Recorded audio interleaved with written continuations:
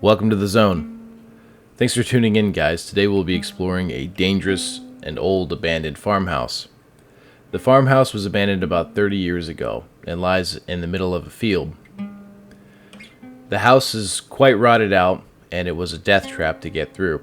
Today's talk will be quite short simply because I wasn't able to take as much time as I would have liked for fear of my life.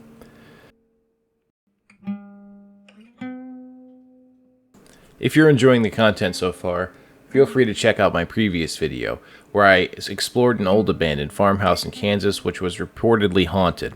I checked for EMF and did the whole 9 yards and also had a lot of fun doing it. For equipment this time, I have my trusty Alpine backpack, my Mossberg 590 Shockwave, and my trusty EMF detector. I began this adventure by approaching through a field.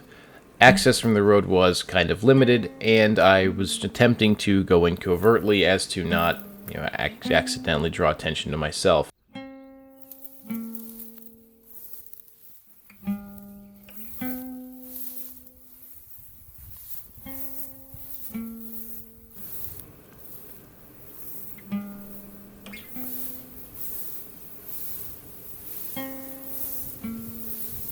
As I made my way to the entrance of the barn, I scouted for any sort of anomalous activity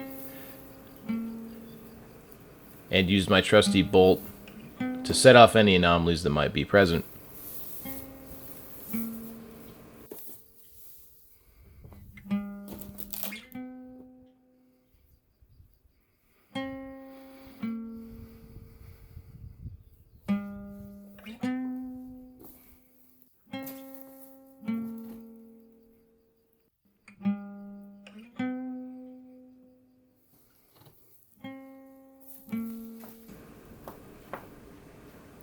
I attempted to get up into the hayloft, but considering just the dilapidated state of the barn, it was quite difficult, and I figured that it would end with me falling through onto those tires.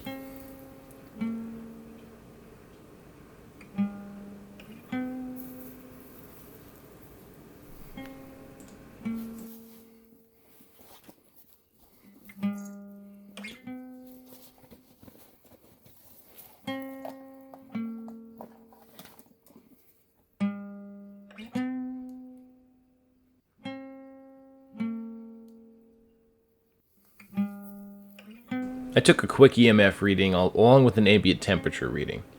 As you can see, it was quite hot, but the show must go on.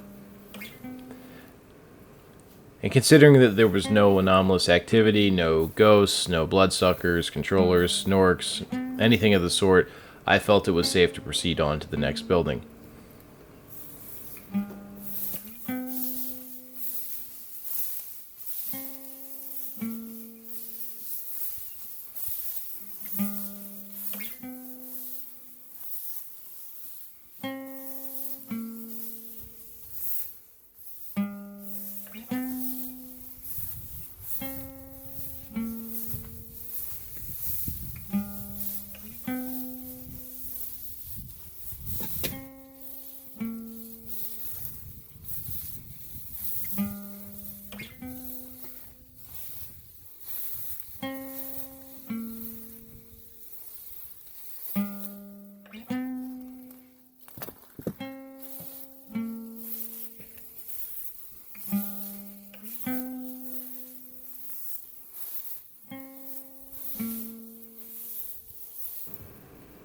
After finding an interesting little barrel, I decided to check for any EMF to see if any anomalies or artifacts could be found under it.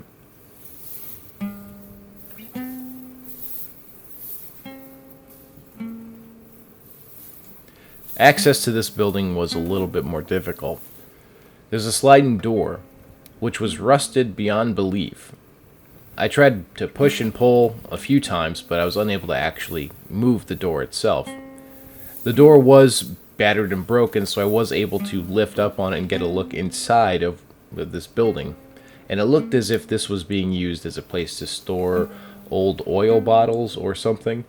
There's a mountain of them in the back.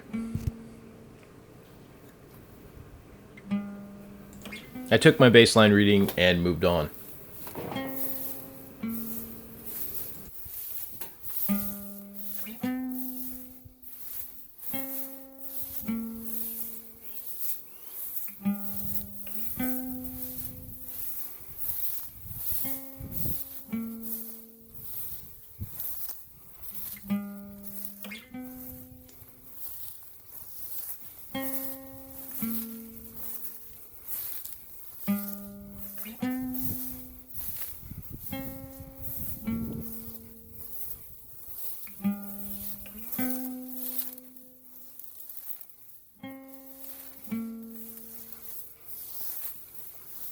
I finally made it to my ingress point after digging through a jungle of brush.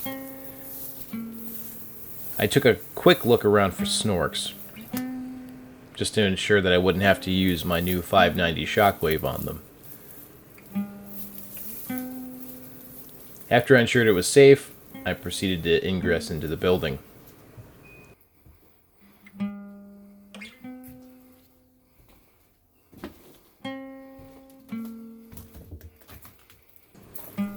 I took a quick baseline reading of my entry point just to get a general idea of what the house is going to be like.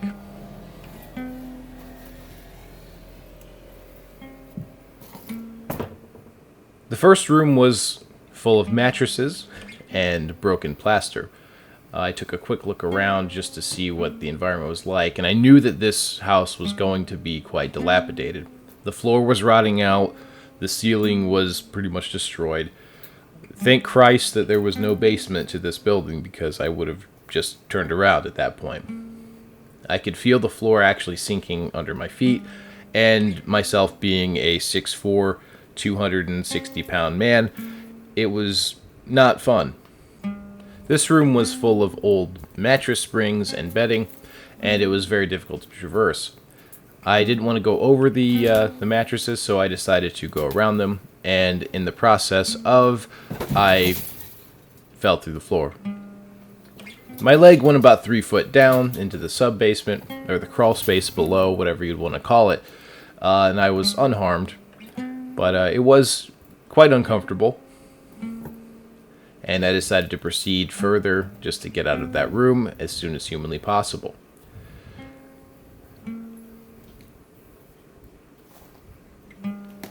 I kept my footing by attempting to step only on the floor joists themselves rather than the boards that were, making up the floor. The understructure seemed to be a little bit more stable.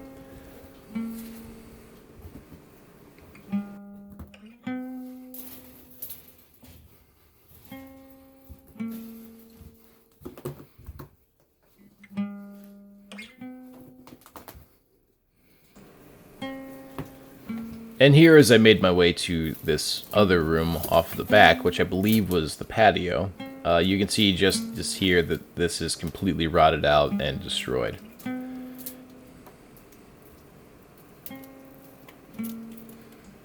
While there was an upstairs portion to this house, I didn't think that it was safe, so I attempted to just make my way back out, but I did want to see the rest of the first floor while I was in here.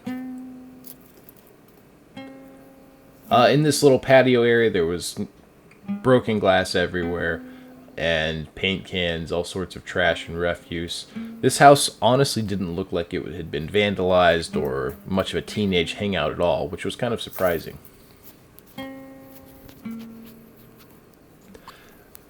At this point, I decided to actually go up the stairs and give the people what they want.